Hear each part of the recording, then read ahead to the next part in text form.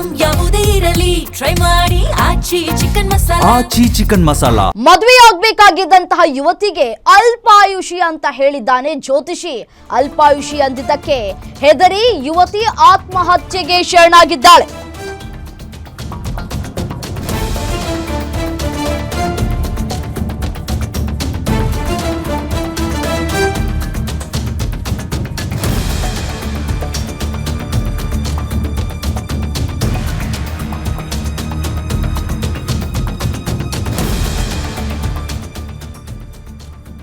ಅಲ್ಪಾಯುಷಿ ಅಂತ ಹೇಳಿದ್ದಕ್ಕೆ ಹೆದರಿ ಯುವತಿ ಆತ್ಮಹತ್ಯೆಯನ್ನ ಮಾಡ್ಕೊಂಡಿದ್ದಾರೆ. ಇಂಥ ಜ್ಯೋತಿಷಿಗಳ ಮಾತನ್ನ ಅದ್ಯಾಕೆ ಕೇಳ್ತಾರೋ ಅದ್ಯಾಕೆ ನಂಬ್ತಾರೋ ಅಂತ ಗೊತ್ತಾಗ್ತಾ ಇಲ್ಲ. ಇಂಥ ಜ್ಯೋತಿಷ್ಯ ಹೇಳಿ ಮನೆ ಹಾಳು ಮಾಡಿದವನ್ ಯಾರು?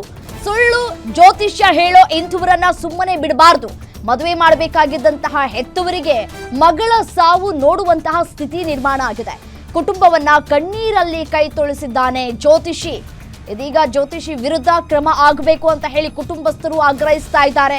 ವಿದ್ಯಾಜ್ಯೋತಿ 29 ವರ್ಷದ ಯುವತಿ ನೇಣು ಬಿಗಿದುಕೊಂಡು ಆತ್ಮಹತ್ಯೆಯನ್ನ ಮಾಡಿಕೊಂಡಿದ್ದಾಳೆ. ಬಾಗಲಗುಂಟೆಯ MEI ಲೇಔಟ್ನಲ್ಲಿ ನಡೆದಿರುವಂತಹ ಘಟನೆ ಇದು. ಇಷ್ಟಪಟ್ಟ ಹುಡುಗನ ಜೊತೆ ಮದುವೆಗೆ ರೆಡಿಯಾಗಿದ್ದಂತಹ ಯುವತಿ ಎರಡೂ ಮನೆಯವರು ಕೂಡ ಒಪ್ಪಿ ಮದುವೆಗೆ ಸಿದ್ಧತೆಯನ್ನ ಕೂಡ ನಡೆಸಿದ್ರು. ಮದುವೆ ಆದ್ಮೇಲೆ ಎಷ್ಟು ದಿನ ಬದುಕ್ತೇನೋ ಅಂತ ಹೆದರಿ ಆತ್ಮಹತ್ಯೆಯನ್ನ ಮಾಡ್ಕೊಂಡಿದ್ದಾರೆ ವಿದ್ಯಾ. ನೋಡಿ ದೃಶ್ಯದಲ್ಲಿ ಗಮನಿಸ್ತಾ ಇದ್ದೀರಲ್ಲ, ವಿದ್ಯಾ ಅನ್ನೋರು ಈಕೆಯೇ ಇದೀಗ ಆತ್ಮಹತ್ಯೆಗೆ ಶರಣಾಗಿರುವಂತಹ ಯುವತಿ. ಪ್ರೀತಿಸಿ ಮದುವೆ ಆಗೋದಕ್ಕೆ ಎರಡೂ ಕುಟುಂಬಸ್ಥರನ್ನ ಒಪ್ಪಿಸಿ ಮದುವೆ ಮಾಡ್ಕೊಳ್ಳೋದಕ್ಕೆ ಎಲ್ಲಾ ರೀತಿಯಾದಂತಹ ತಯಾರಿಗಳು ಕೂಡ ಆಗಿತ್ತು. ಹಸೆಮಣೆಯನ್ನ ಏರ್ಬೇಕಾಗಿದ್ದಂತಹ ಯುವತಿ ಇದೀಗ ಮಸಣ ಸೇರಿದ್ದಾಳೆ. ಕಾರಣ ಒಬ್ಬ ಜ್ಯೋತಿಷಿ ಹೇಳಿದಂತಹ ಮಾತನ್ನ ನಂಬಿ ಇದೀಗ ಆತ್ಮಹತ್ಯೆಯನ್ನ ಮಾಡ್ಕೊಂಡಿದ್ದಾರೆ. ಒಬ್ಬ ಜ್ಯೋತಿಷ್ಯ ಇಲ್ಲ ಅಂತಂದ್ರೆ ಇನ್ನೊಬ್ಬ ಜ್ಯೋತಿಷ್ಯನ ನಾವು ಕಾಂಟ್ಯಾಕ್ಟ್ ಮಾಡಬಹುದಾಗಿತ್ತು. ಹೌದಾ, ಈ ರೀತಿಯಾಗಿ ಇದೆಯಾ, ನಾನೇನಾದ್ರೂ ಸತ್ತೋಗ್ಬಿಡ್ತೀನ ಮದುವೆ ಮಾಡ್ಕೊಂಡ್ರೆ ಅಂತ ಹೇಳಿ ಕೇಳಬಹುದಾಗಿತ್ತು.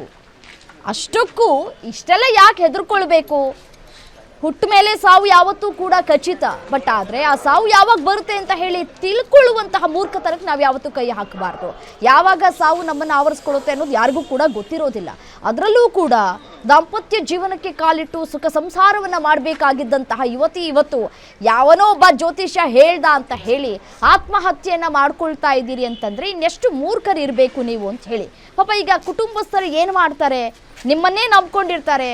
ನನ್ನ ಮಗಳು ಚೆನ್ನಾಗಿರಬೇಕು, ಖುಷಿಯಾಗಿರಬೇಕು, ಬೇರೆಯವ್ರ ಮನೆಗೆ ಹೋಗಿ ನೆಮ್ಮದಿಯಾಗಿ ಜೀವನ ಮಾಡಬೇಕು ಅಂತ ಅಂದ್ಕೊಂಡಿದ್ದಂತಹ ತಂದೆ ತಾಯಿಗೆ ಯಾರು ಈಗ ಆಸರೆ ಆಗ್ತಾರೆ? ಆ ನೋವಿಗೆ ಯಾರು ಹೊಣೆ ಈಗ ಅಂತ ಹೇಳಿ ಇಂಥ ಜ್ಯೋತಿಷಿಗಳ ಮಾತನ್ನು ಅದು ಹೇಗೆ ನಂಬ್ತಾರೆ ಅನ್ನೋದು ಗೊತ್ತಾಗ್ತಾ ಇಲ್ಲ. ಮತ್ತು ಈ ಜ್ಯೋತಿಷಿಗಳು ಕೂಡ ದುಡ್ಡು ಸಿಗುತ್ತೆ ಅಂತ ಹೇಳಿ ಬಾಯಿಗೆ ಬಂದಂಗೆ ಮಾತನಾಡ್ತಾರೆ, ಬಾಯಿಗೆ ಬಂದಂಗೆ ಹೇಳ್ತಾರೆ.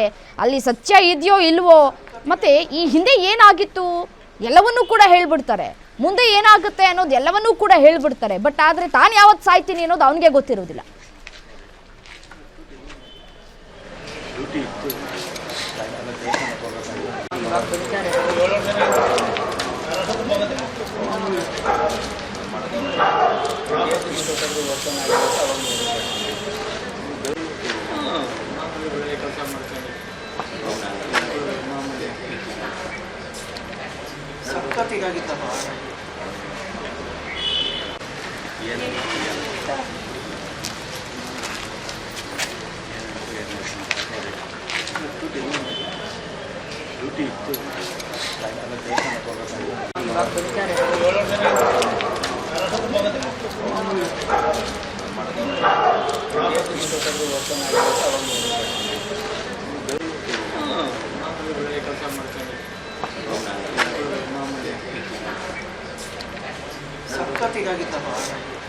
ಮನೆಯವ್ರ ಜೊತೆ ಮಾತನಾಡಬೇಕಾಗಿತ್ತು. ಈ ರೀತಿಯಾಗಿ ಜ್ಯೋತಿಷಿಗಳು ಹೇಳ್ತಾ ಇದ್ದಾರೆ, ಏನು ಮಾಡೋಣ ಅಪ್ಪ, ಏನು ಮಾಡೋಣ ಅಮ್ಮ, ಅಥವಾ ಮನೇಲಿ ಯಾರು ಅಪ್ಪ ಅಮ್ಮನಿಗಿಂತ ಬೇರೆಯವ್ರು ಯಾರು ಜವಾಬ್ದಾರಿಯನ್ನು ತೆಗೆದುಕೊಂಡಿರ್ತಾರೋ ಅವ್ರ ಹತ್ರನಾದರೂ ಮಾತಾಡಬಹುದಾಗಿತ್ತು. ಬಟ್ ಆದರೆ ಆಕೆ ಅದ್ಯಾವುದನ್ನು ಕೂಡ ಮಾಡಿದ್ದಾಳ ಇಲ್ವಾ ಅನ್ನೋದು ಈಗಿರುವಂತಹ ಪ್ರಶ್ನೆ. ಬಟ್ ಆದರೆ ಜ್ಯೋತಿಷ್ಯವನ್ನು ನಂಬಿಕೊಂಡು ಇಷ್ಟು ಬಹಳ ದೊಡ್ಡ ನಿರ್ಧಾರವನ್ನು ತೆಗೆದುಕೊಂಡಿರೋದಿದೆಯಲ್ಲ, ನಿಜಕ್ಕೂ ಖಂಡನೀಯ.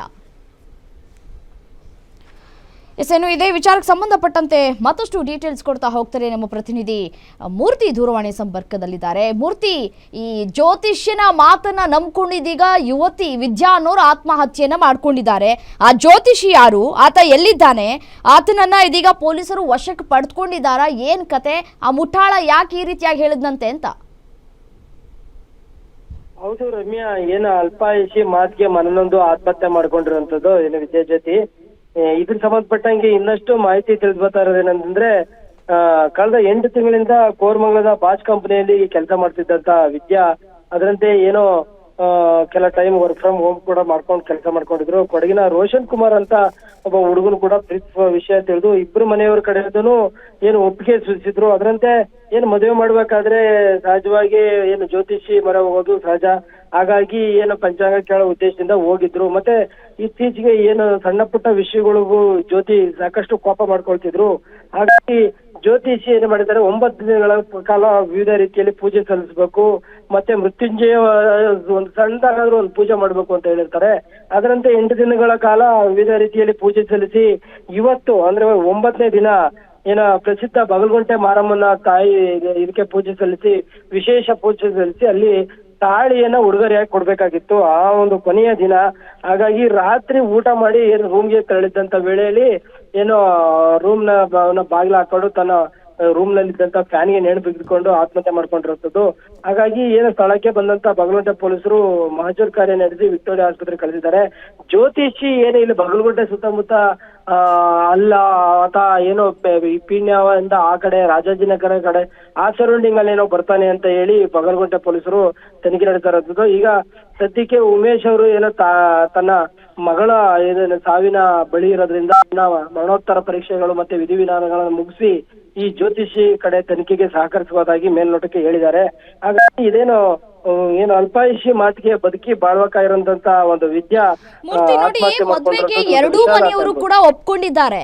ಬಟ್ ಆದ್ರೆ ಈ ಯಾರೋ ಒಬ್ಬ ಜ್ಯೋತಿಷಿ ಮಾತನ್ನ ನಂಬ್ಕೊಂಬಿಟ್ಟು ಈ ರೀತಿಯಾಗಿ ಇಷ್ಟು ದೊಡ್ಡ ನಿರ್ಧಾರವನ್ನ ತೆಗೆದುಕೊಂಡಿದ್ದಾರೆ ಅಂತಂದ್ರೆ ಅಪ್ಪ ಅಮ್ಮನ ಜೊತೆ ಏನಾದ್ರೂ ಮಾತನಾಡಿದ್ರ, ಈ ರೀತಿಯಾಗಿ ನನ್ಗೆ ಅಲ್ಪಾಯುಷಿ ಅಂತ ಹೇಳಿದ್ದಾರೆ ಜ್ಯೋತಿಷಿ, ಏನ್ ಮಾಡೋದು ಅಂತ ಏನಾದ್ರೂ ಚರ್ಚೆ ಮಾಡಿದ್ರಂತ? ರಮ್ಯಾ, ಅಲ್ಲಿ ಜ್ಯೋತಿಷಿ ಕೇಳಕ್ ಹೋಗಿದ್ದೆ ತಂದೆ ಉಮೇಶ್ ಮತ್ತೆ ತಾಯಿ ಕವಿತಾ ಅವರು. ಹಾಗಾಗಿ ಏನೋ ಅದನ್ನ ಪಂಚಾಂಗ ಅದು ಮದುವೆ ಯಾವ ತಿಂಗಳಲ್ಲಿ ಹೆಂಗೆ ಎಲ್ಲ ಚೆನ್ನಾಗಿರುತ್ತೆ ಆ ತರದ ಮುಹೂರ್ತ ಸಂಬಂಧಪಟ್ಟಂಗೆ ಮತ್ತೆ ಇತ್ತೀಚೆಗೆ ಸಣ್ಣ ಪುಟ್ಟ ವಿಚಾರಕ್ಕೂ ಸಾಕಷ್ಟು ರೀತಿಯಲ್ಲಿ ಕೋಪ ಮಾಡ್ಕೊಂತಿದ್ರು. ಮತ್ತೆ ಏನಾದ್ರೂ ಸಣ್ಣ ಪುಟ್ಟವಾಗಿ ತಂದೆ ತಾಯಿ ಏನಾದ್ರು ಅಂದ್ರೆ ಹೋಗಿ ಬೆಡ್ರೂಮ್ ಬಾಗಿಲು ಹಾಕೊಂಡು ಏನು ಕೆಲ ಗಂಟೆಗಳ ಕಾಲ ತೆಗಿತಾ ಇರಲಿಲ್ಲ, ಮತ್ತೆ ವಾಪಸ್ ಸಮಾಧಾನ ಮಾಡ್ಕೊಂಡು ಬರ್ತಾ ಇದ್ದಂತು. ಈ ತರ ಎಲ್ಲ ಮಾಡ್ತಿರೋದ್ರಿಂದ ಏನು ಯಾಕೋ ಈ ತರ ನನ್ನ ಮಗಳು ಈ ತರ ಮಾಡ್ತಾಳೆ ಅಂತ ಹೇಳಿ ಜ್ಯೋತಿಷರ ಹತ್ರ ಮನಬಿಚ್ಚಿ ಎಲ್ಲಾ ರೀತಿಯಲ್ಲಿ ಮಾತಾಡಿದ್ದಾರೆ. ಆಗ ಏನು ಜ್ಯೋತಿಷಿ ಏನೋ ತನ್ನ ಕಾಸಿನ ಆಸೆಯಿಂದಲೋ ಅಥವಾ ಏನೋ ಮೂಢನಂಬಿಕೆಯಿಂದಲೋ ಅಥವಾ ಯಾವ ಉದ್ದೇಶಕ್ಕಾಗಿ ಹೇಳಿದ್ನೋ ಏನೋ ಗೊತ್ತಿಲ್ಲ, 9 ದಿನಗಳ ಕಾಲ ಮಾಡಿಸಿ ನಿಮ್ಗೆಲ್ಲ ಒಳ್ಳೇದಾಗುತ್ತೆ ಅಂತ ಹೇಳಿ ಸಾಕಷ್ಟು ಏನು 9 ದಿನಗಳ ಕಾಲ ಸಾಕಷ್ಟು ರೀತಿಯ ವಿಧಿವಿಧಾನಗಳನ್ನ ಪೂಜೆಗಳನ್ನ ಪುರಸ್ಕಾರಗಳನ್ನೆಲ್ಲ ಮಾಡಿಸಿದ್ರು. ಆದ್ರೂ ರೀತಿ 9ನೇ ದಿನದಲ್ಲಿ ಇನ್ನೇನು ಇವತ್ತೊಂದು ದಿನ ಕಳೆದಿದ್ರೆ 9 ದಿನದ ಪೂಜೆನೂ ಕಂಪ್ಲೀಟ್ ಆಗ್ತಿತ್ತು. ಅನ್ಕೊಂಡಂತೆ ಮಮ್ಮ ತಾಯಿ ಒಂದು ತಾಳಿನೂ ಉಡುಗೊರೆ ಹಾಕೊಟ್ಟು ವಿಶೇಷವಾಗಿ ಪೂಜೆ ಮಾಡ್ತಿದ್ರು. ಅದರೊಳ ಮಧ್ಯದಲ್ಲಿ ಈ ರೀತಿ ಆಗಿರೋಂಥದ್ದು. ಹಾಗಾಗಿ ಈಗ ವಿಕ್ಟೋರಿಯಾ ಆಸ್ಪತ್ರೆಯಲ್ಲಿ ಮರಣೋತ್ತರ ಪರೀಕ್ಷೆಯಲ್ಲಿದ್ದಾರೆ. ಈಗ ಮರಣೋತ್ತರ ಪರೀಕ್ಷೆ ಪಡೆದ ಬಳಿಕ ಈಗ ಒಂದೊಂದೂ ಇಂಚಿಂಚುನು ಬಗಲಗುಂಟೆ ಪೊಲೀಸರು ಜಾಲ ಆಡಿಬಿಟ್ಟು ಈ ಒಂದು ಸಾವಿಗೆ ನ್ಯಾಯವನ್ನು ಕೊಡಿಸುವಂತ ಒಂದು ಕೆಲಸಕ್ಕೆ ಮುಂದಾಗಿದ್ದಾರೆ ಅಂತಾನೆ ಹೇಳ್ಬೋದು ರಮ್ಯಾ. ಓಕೆ, ಥ್ಯಾಂಕ್ ಯು ತಮ್ಮೆಲ್ಲ ಮಾಹಿತಿಗಾಗಿ. ಹಾಗಿದ್ರೆ ಒಂದು ಕಡೆ ಜ್ಯೋತಿಷಿ ಮಾತುಗಳನ್ನು ಕೇಳಿ ಈ ರೀತಿಯಾಗಿ ಆತ್ಮಹತ್ಯೆ ಮಾಡ್ಕೊಂಡಿರೋದಕ್ಕೂ ಅಲ್ಪಾಯುಷಿ ಅನ್ನೋದಕ್ಕೂ ಕೂಡ ಎಲ್ಲಿಗೋ ಒಂದಕ್ಕೊಂದು ಲಿಂಕ್ ಆದಂತೆ ಕಾಣಿಸ್ತಾ ಇದೆ. ಸೊ ಹಾಗಾಗಿ ಯುವತಿ ಆತ್ಮಹತ್ಯೆಯನ್ನು ಮಾಡ್ಕೊಂಡಿರೋದ್ರಲ್ಲಿ ಒಂದಷ್ಟು ಅನುಮಾನಗಳು ಕೂಡ ವ್ಯಕ್ತವಾಗ್ತಾ ಇದೆ.